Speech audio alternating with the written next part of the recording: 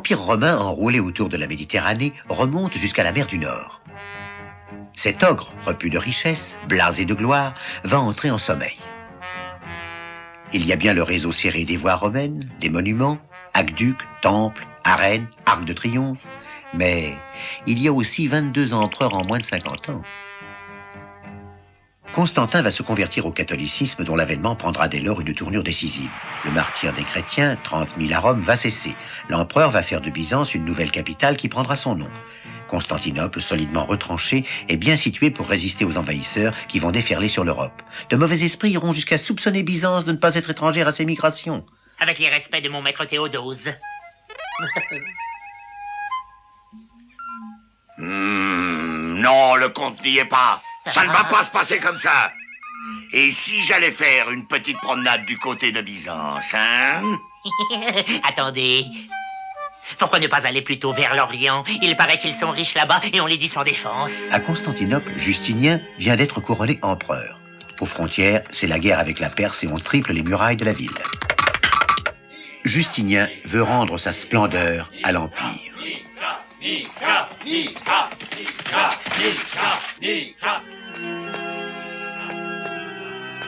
Votre Majesté, le peuple se révolte et nous ne pouvons plus rien faire pour le contenir. La foule a franchi les grilles du palais et les hommes... Justinien est un homme à poigne. Peut-être n'est-ce pas le rôle d'une femme de conseiller le courage à des lâches. Tu peux fuir, César. Quant à moi, j'aime cette maxime. Le pourpre est le plus beau linceul. Votre Majesté, une petite suggestion. Il y a le général Bélisaire. Que le général Bélisaire agisse. Je suis à vos ordres, votre Majesté.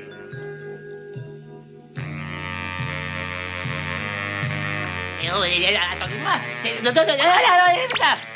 Chargez! En avant, chargez! Justinien a de grands desseins, et pour les réaliser, il négocie une paix avec la Perse. On finit par s'accorder à 2000 livres d'or par an. Mais il faut bien les prendre quelque part. Mais j'ai dit 2 sacs pour les impôts. Allons, allons. Mais voilà. Allons d'une aire, pose ça là.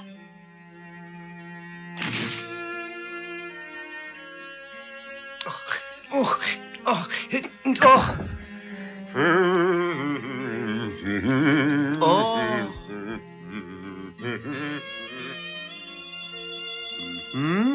Très bien. Parfait. «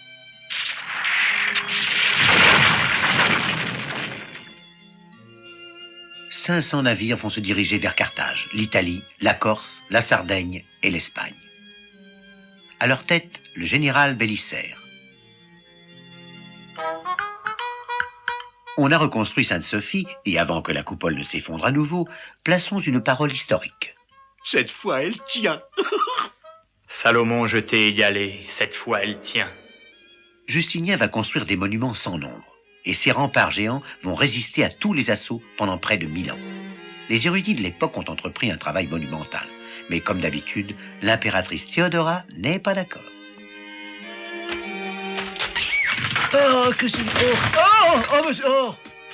L'œuvre capitale du règne de Justinien restera le code qui porte son nom et servira de base à la législation occidentale. Dans quelques années, en 567, quand Justinien va s'éteindre, le peuple est épuisé et la fragile façade de grandeur et d'opulence ne va pas tarder à se lézarder. Bientôt va naître un enfant pauvre, Mahomet. Au IIe siècle avant notre ère, les Parthes, tribus iraniennes, arrachent leur pays aux héritiers d'Alexandre le Grand.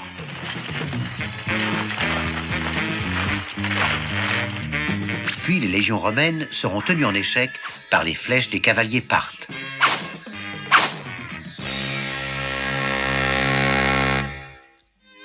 Alors que Byzance lutte pour consolider son empire, en 532, la Perse a pour souverain Khosrès Ier de la glorieuse dynastie des Sassanides. Cette paix chèrement payée par Byzance arrange bien Khosrès qui va pouvoir se tourner vers les Huns, puis rétablir à l'est les frontières de Darius le Grand. Le monarque va réparer les injustices causées par un agitateur, Mazdak, qui avait professé avec succès la mise en commun des biens et des femmes.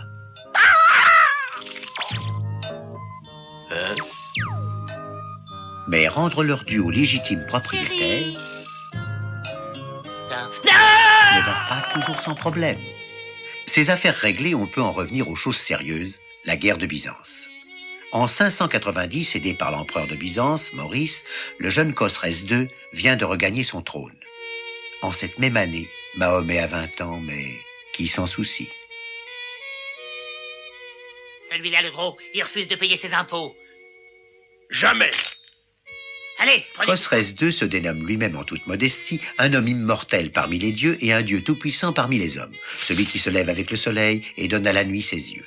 Cela ne l'empêche pas ni d'amasser de fabuleux trésors, ni d'opprimer son peuple, ni surtout de proclamer en 610 la guerre sainte contre Byzance.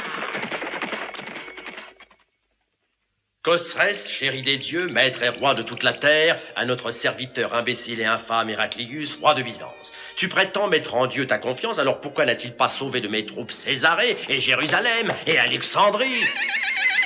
Oui, pourquoi? Et s'il me plaisait, pour faire bonne mesure, ne détruirais-je pas aussi Constantinople?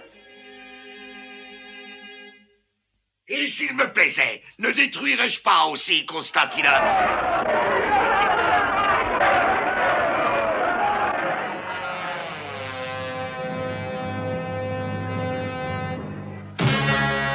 Peuple de Byzance, je viens de prendre une grave décision.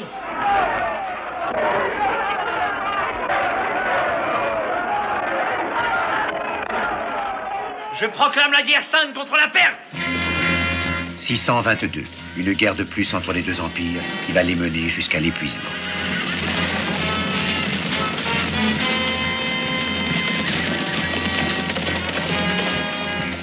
« 622, c'est aussi l'année de l'Hégire, mais qui s'en soucie? Khosrès est vaincu. Rassasie-toi de cet or que tu as préféré à tout au monde. Il va être mis à mort par les siens. En 630, l'empereur Héraclius va rapporter lui-même à Jérusalem la croix reconquise aux Perses. Byzance, victorieuse, est exsangue, mais on y discute avec passion du sexe des anges. La Perse, où sévit la peste, est en ruine. Dans le vide et la désolation causée par 100 ans de guerre, va bientôt apparaître le troisième larron.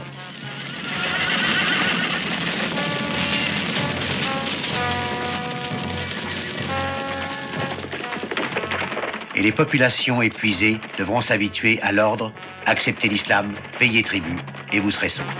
Sinon...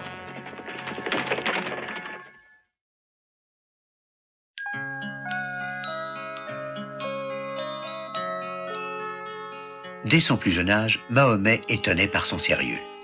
Caravanier, il méditait souvent à l'écart des autres.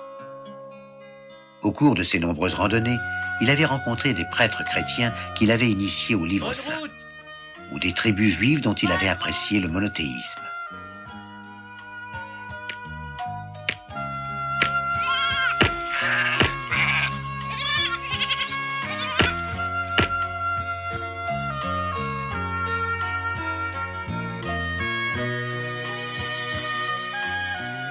Et tandis que défile l'horizon, elle se tourne à la voix de celui qui l'appelle et tendrement le regarde. Ses cuisses longues d'une chair solide sont comme les colonnes.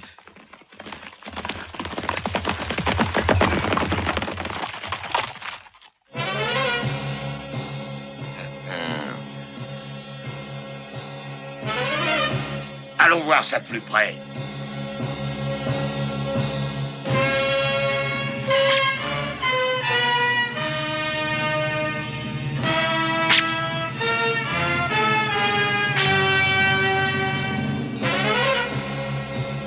Ça y est? Presque. Hey!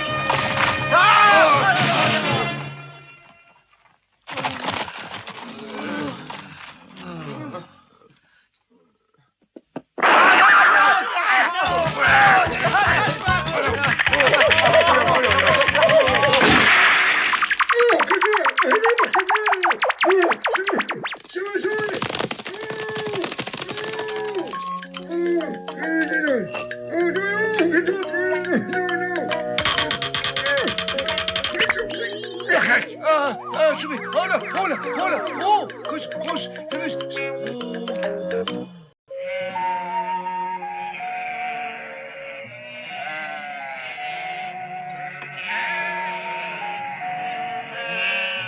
Allez, allez, avancez. Hop, Hein? hop.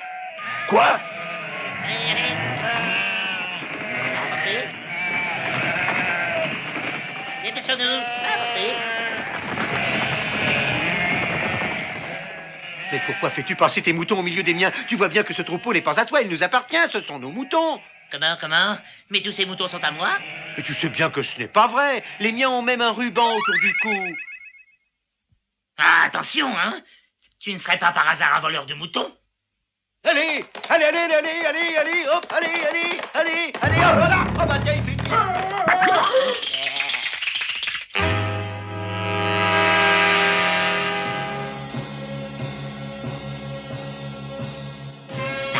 Mais qu'est-ce qui se passe? Suivez-moi.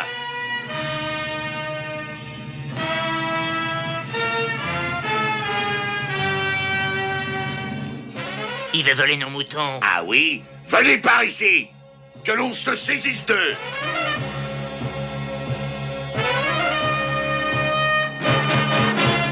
Arrêtez.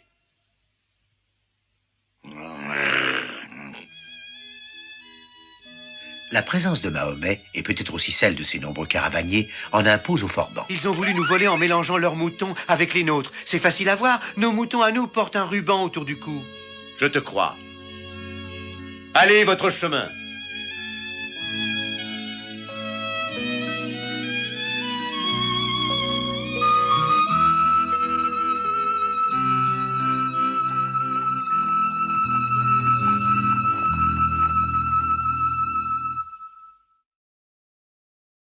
Avant que Mahomet n'unifie l'islam dans sa foi, les peuples arabes vénéraient d'innombrables idoles.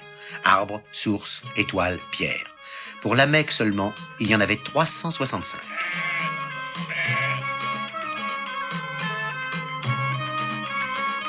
Elle se tourne à la voix de celui qui l'appelle. Et tendrement... Ah, qu'est-ce que... Oh, ah oui. Et tendrement le regarde. Ses cuisses sont une chair ferme. Sa ligne...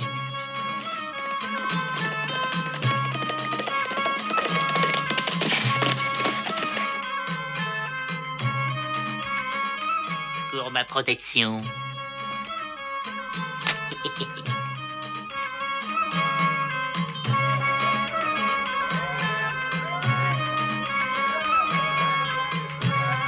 Je suis venu à minuit, à l'heure où les Pléiades ressemblent à des anneaux de perles à la ceinture du ciel. Approchez, approchez, regardez, voyez mes moutons. Ce sont de véritables présalés. Vous n'en trouverez pas de meilleurs dans toute l'Arabie. Elle est apparue Et je suis dans le passé soleil, entre les au cordes jour de où sa il tente, brille dans alors les que tapis au coin de constellations l'ombre sages. m'attendait Et alors, toutes les Très bien, félicitations. parfait, il le prend.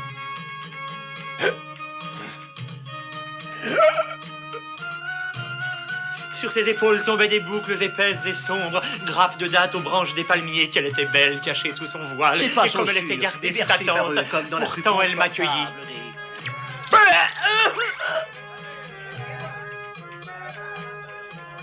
Ça lui plaira.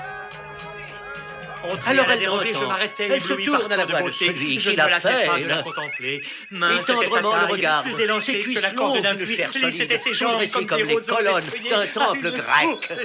Mais... Il est tombé. Bravo!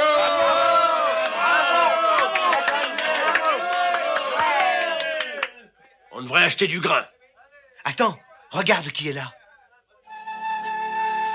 Je le prends. Il est à vous. Il faut 2 pièces de plus. Ah, il en faut encore 2. Rien à faire, rends-moi mon argent. Chef, il y en a un qui est pas content. Quoi? Qu'est-ce que c'est? Vous allez payer tout de suite ou vous allez Courage, avoir affaire l'homme, à moi? j'arrive. Hein? Ah!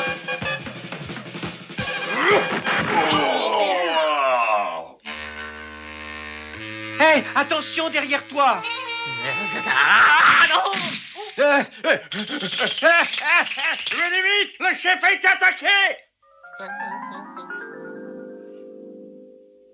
Emparez-vous de ces deux-là. Aime ton frère comme tu t'aimes toi-même. Commençons par celui-ci, puisqu'il est si malin.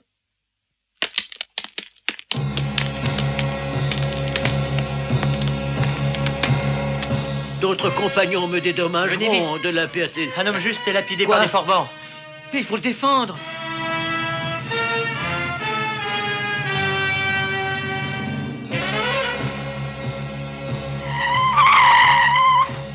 Ah!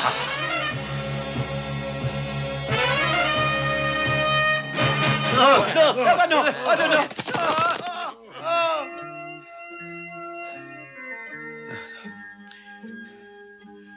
Oh, mes amis, je suis l'apôtre de Dieu, envoyé vers tous les hommes. Croyez en Dieu et en ma mission, et Dieu vous donnera le paradis éternel. Abandonnez les idoles et convertissez-vous. Dites avec moi, Allah est le seul Dieu. Allah est le seul Dieu. Et Mahomet est son prophète. Et Mahomet est son prophète.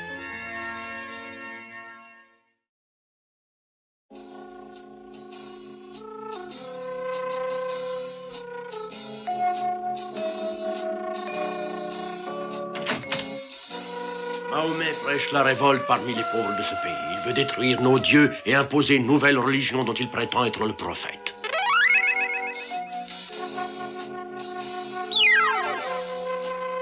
Et il veut empêcher le commerce honnête en prétextant toutes sortes de balivernes. Bon, enfin, c'est inadmissible. C'est indigne, ça. J'ai eu l'idée.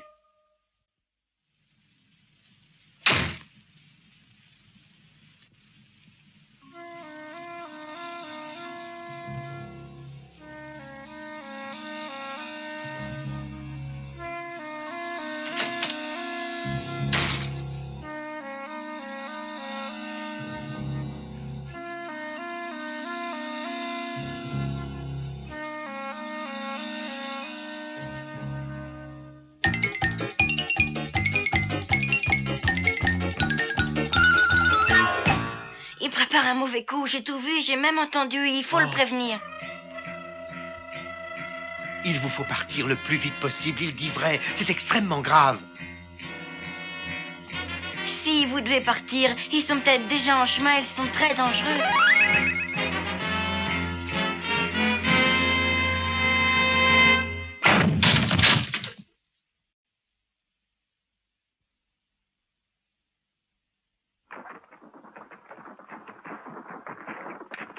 « 622, c'est la fuite de la Mecque de Mahomet.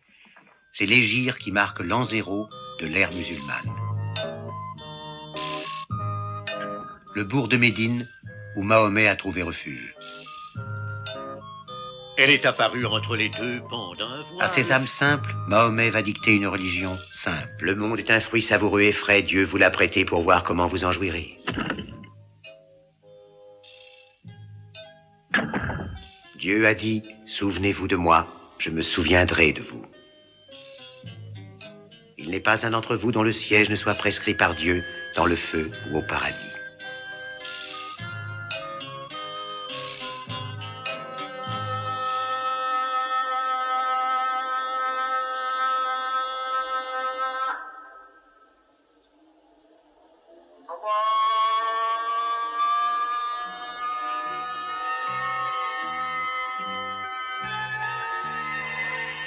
Non, mes amis, c'est vers la Mecque qu'il faut vous tourner maintenant.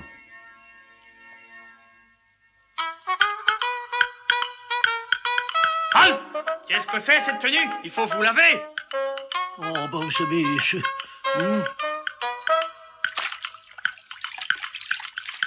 Vous lavez 3 fois?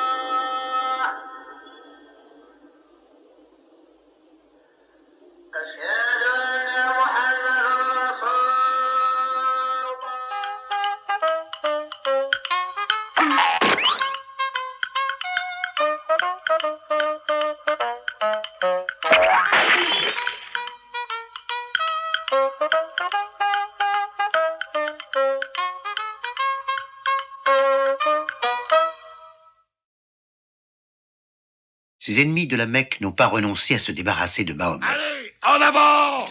On expédie contre lui vers Médine une troupe nombreuse et aguerrie.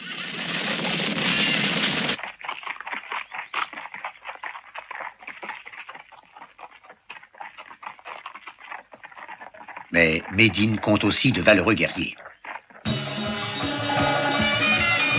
Allons, en avant! Allez, allez!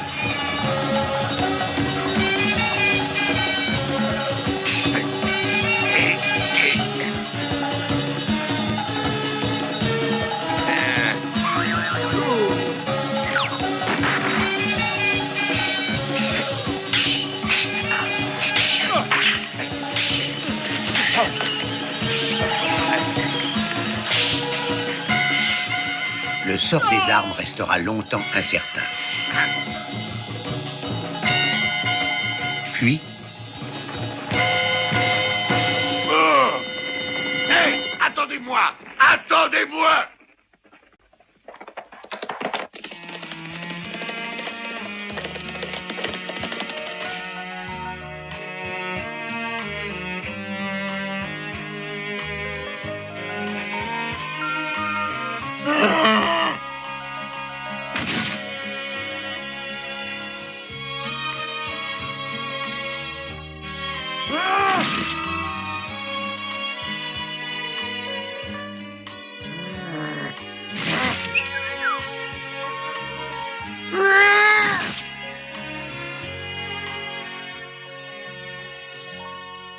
jusqu'alors le culte de l'islam reposait sur 5 piliers. La foi en Allah, la prière, le jeûne, le pèlerinage, l'aumône. Bientôt viendra un 6e commandement, la guerre sainte. Allah est grand. Cavaliers de Dieu, le paradis est devant vous. Ils étaient quelques-uns voilà peu d'années. À la mort de Mahomet en 632, ils sont 100 000. Ils seront bientôt des millions et leurs succès seront foudroyants. Le pouvoir de l'islam s'étend alors que l'empire de Byzance, épuisé par un siècle de guerre, est incapable de réagir.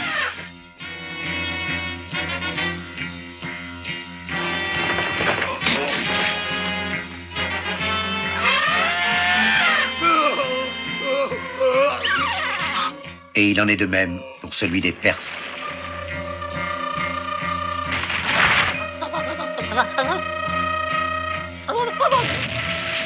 Dis donc, toi.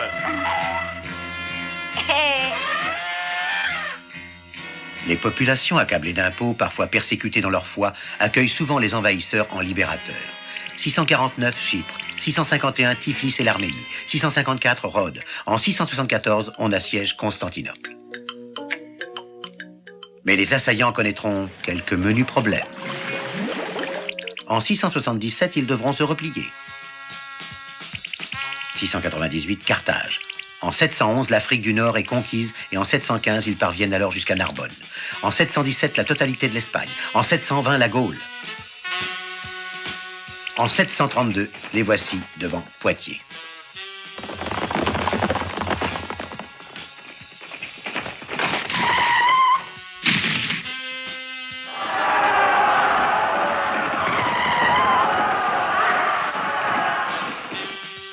Juste un siècle après la mort de Mahomet, et malgré la défaite de Poitiers, le bilan est prodigieux. Et le territoire conquis, plus grand que l'Europe, va de l'Inde à l'Atlantique. Si la grandeur du dessein, la petitesse des moyens et l'immensité des résultats sont les 3 mesures du génie de l'homme, qui osera comparer humainement un grand homme de l'histoire moderne à Mahomet, dit Lamartine.